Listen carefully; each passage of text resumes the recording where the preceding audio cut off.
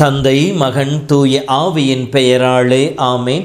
மூவொரு கடவுளுடைய அருளும் ஆசீரும் பாதுகாப்பும் வழி நடத்துதலும் உங்களோடு இருப்பதாக. பொதுக்காலம் 15வது வாரம் வியாழன்கிழமை. இயேசுவின் அன்பு சகோதர சகோதரிகளே, நீதிமான் கடவுளுடைய கரங்களில் தவழ்கின்றவராக இருக்கின்றார். கடவுளும் அவருக்கு எல்லா ஆசிரியும் பொழிபவராக இருக்கின்றார். அவருடைய வாழ்வில் இருந்த எல்லா துன்பங்களிலிருந்தும் கடவுள் அவரை மீட்பவராக இருக்கின்றார் என்று சொல்லி திருப்பாடல் 34:17 சொல்லப்பட்டிருக்கின்றது. ஆம் அன்பு சகோதரமே, நீதிமான் என்பவர் யார்? அவருடைய செயல்பாடுகள் எப்படிப்பட்டவையாக இருக்கும்? அவருக்கு கடவுள் கொடுக்கின்ற ஆசீர்வாதம் என்ன என்பதை பற்றித்தான் இன்றைய முதல் வாசகம் நமக்கு தெளிவாக சொல்லி காட்டுவதாக இருக்கின்றது. எசேக்கியேல் புத்தகம் 18:9 நீதிமான் யார் என்பதை பற்றி கடவுள் ஒரு வரையறை கொடுக்கின்றார். என் நியமங்களையும் நீதி நெறிகளையும் கடைபிடித்து உண்மையுள்ளவராக நடந்து கொண்டால் அவன் நீதிமான் ஆவார் என்று சொல்லப்படுகின்றது.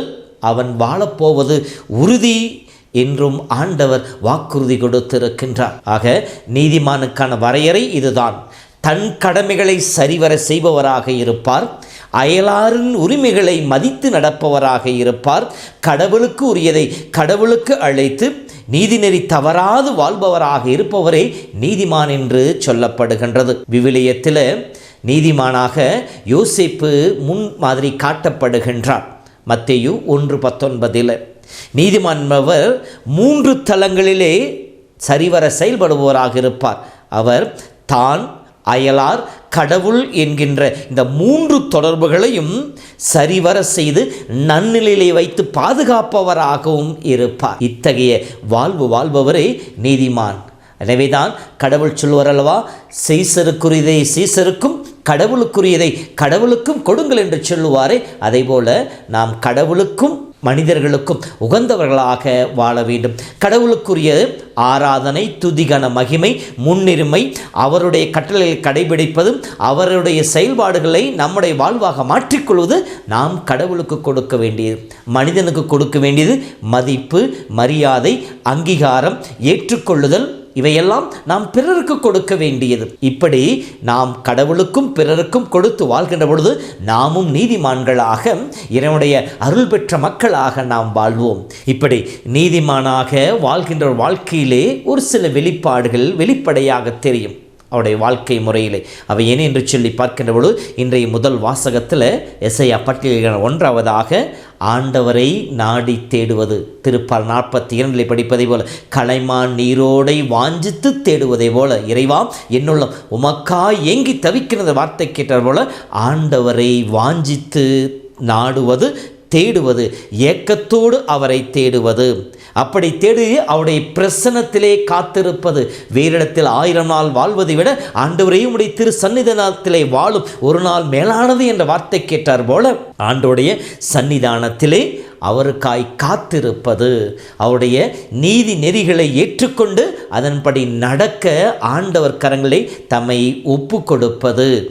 அடுத்ததாக துயரம் வருகின்ற பொழுது சோர்ந்து போய் அமர்ந்து விடாமல் ஆண்டவரை தேடி வருவது, ஆண்டவரை நாடி வருவது. துன்பத் துயரங்கள் நம்மை மேற்கொள்ளுகின்ற பொழுது இதோ இந்த துன்பத் துயரங்களிலிருந்து எங்களை கைதூக்க வல்ல என் தேவன் இருக்கின்ற சொல்லி ஆண்டவரை தேடுவது. ஆண்டவருடைய திருப்பெயரிலும் அவருடைய பிரசன்னத்திலும் மகிழ்ந்து இருப்பது. எல்லா நிலைகளிலும் ஆண்டவருடைய திருப்பெயரை உச்சரித்து அதனால் வருகின்ற பலனை பெற்றுக்கொள்வது. பவுல் சொல்வதை போல நாம் மீட்படைவதற்கு, இறை அருளை பெற்றுக்கொள்வதற்கு இயேசுவின் பெயரை தவிர வேறொரு பெயர் நமக்கு கொடுக்கப்படவில்லை என்று சொல்லப்படுகின்றது. தொடர்ந்து இயேசுவின் நாம ஜெபத்தை சொல்லி இறை அருளை பெற்று அதிலே இன்புற்று இருப்பது. எல்லா நிலைகளும் ஆண்டவரை நோக்கி மன்றாடுவது.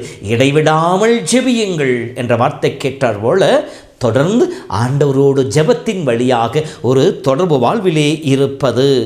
இரவிலும் கூட என் ஆன்மா ஆண்டவரையே நோக்கி இருக்கின்ற வார்த்தை கேட்டார் போல இரவிலும் ஆண்டவரை நாடி இறைவனுடைய கரங்களிலே இறை புகழ் பாடி இறைவனை மகிமைப்படுத்துவது. இவையெல்லாம் எதற்காக? நம் வாழ்விலே நேர்மையை கற்றுக்கொள்வதற்காக, நீதியை கடைபிடிப்பதற்காக. இப்படி இந்த நீதி நேர்மையோடு நாம் வாழ்கின்ற பொழுது கடவுள் நமக்கு கொடுக்கின்ற ஆசீர்வாதம் என்ன? நேர்மையாளருக்கு அவர்கள் ஜெபம் கேட்கப்படும், அவர்கள் எல்லா விதமான துன்பங்களிலிருந்து காப்பாற்றப்படுவார்கள், அவர்களுடைய வழிகளை இறைவன் தனதாக மாற்றிக்கொள்வார் என்று சொல்லப்பட்டிருக்கின்றது. மேலும் கடவுள் நேர்மையாளருக்கு கொடுக்கின்ற ஆசீர்வாதம் அவருடைய வழிகளை செம்மையாக்குகின்றார். நீ செல்கின்ற வழிகளெல்லாம் நான் உன்னோடு வந்து உன்னை ஆசீர்வதிப்பேன், உனக்கு துணையாக இருப்பேன் என் வாக்குத்தத்தம் கொடுத்திருக்கின்றார். நீ போகின்ற போதும் வருகின்ற போதும் இப்போதும் எப்போதும் ஆசீர்வதிக்கப்படுவாய், பாதுகாக்கப்படுவாய். இது கடவுள் நேர்மையாளருக்கு கொடுக்கின்ற முதல் கொடையாக இருக்கின்றது. இரண்டாவதாக, நிறைவாழ்வை உரிமையாக்கி கொள்ளுவார்கள்.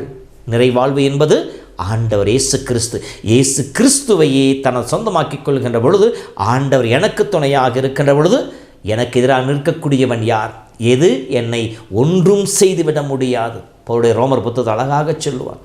எல்லா இக்கட்டுகள், இடர்கள், துன்பங்கள், துயரங்கள், வேதனைகள் எதுவானாலும் என் ஆண்டவர் என்னை பாதுகாப்பார் என்கின்ற அந்த உறுதி. நமக்காய் யாவையும் செய்து முடிப்பார். உங்களுக்காக யாவையும் செய்து முடிக்கின்ற ஆண்டவர் கரங்களிலே உங்களை ஒப்புக்கொடுங்கிற வார்த்தை கேட்ட போல நமக்காக போராடுகின்றவர், நமக்கு துணை புரிகின்றவர், நம் மீது கவலை கொண்டு நம் வாழ்வின் எல்லா நிலைகளையும் மேன்மைப்படுத்தக்கூடியவர். ஆகவே நமக்காய் யாவையும் செய்து முடிக்கக்கூடியவராக இருக்கின்றார். புழுதியில் வீழ்ந்தோரை மகிழ்ச்சியின் தைலத்தால் நிறைத்து பாடி அகமகிழ்ந்து நடமாடுகின்ற வாழ்வாக அவருடைய வாழ்வை மாற்றி போடுகின்றார். துயரமான வாழ்வை மகிழ்ச்சியின் வாழ்வாக, இயேசு சொல்வதை போல உங்கள் துக்கம் மகிழ்ச்சியாக மாறும் என்கின்ற வார்த்தை கிட்ட போல அதை நிறைவேற்றி கொடுப்பவராக இருக்கின்றார். துன்பத்தின் மத்தியிலே, வேதனையின் மத்தியிலே, இகழ்ச்சியின் மத்தியிலே உள்ள அமைதியோடு, உள்ள நிறைவோடு வாழ்கின்ற வாழ்வை கடவுள் நேர்மையாளருக்கு கொடுப்பவராக இருக்கின்றார். அதைத்தான் யோசேப்பின் வாழ்க்கையில் நாம் பார்க்கின்றோம். மிகப்பெரிய இக்கட்டின் மத்தியிலே கூட அவரால் எந்தவித சலனம் இல்லாமல் உறங்க முடிந்தது. உறக்கத்திலே கடவுளுடைய வெளிப்பாட்டை அவரால் கண்டுகொள்ள முடிந்தது. ஆம் அன்பு சகோதரமே, இதோ இந்த நாளிலே நாம் ஒவ்வொருவரும் நேர்மையாளர்களாக வாழ கடவுள் நம்மை அழைத்திருக்கின்றார். கடவுளுக்குரியதை கடவுளுக்கும், மற்றவர்களுக்குரியதை மற்றவர்களுக்கும், நம்மை நோக்கி இருக்கிற கடமைகளை நாம் சரிவர செய்பவர்களாக இருக்கின்ற பொழுது மேற்கான அனைத்து ஆசீர்வாதங்களும் கடவுள் நம் வாழ்விலும் கொடுப்பார். நம்மையும் மேன்மையுள்ளவர்களாக, நிறை அமைதியிலே வாழ்பவர்களாக வாழச் செய்வார். அத்தகைய அருளை கடவுள் இந்த நாளிலும் இனிவரும் நாட்களிலும் நமக்கு கொடுக்க ஆண்டவரை நோக்கி பார்ப்போம், ஆண்டவரை தேடுவோம், அவரிடமிருந்து இறையருளை பெற்றுக்கொள்ளுவோம். ஜெபிப்போமா?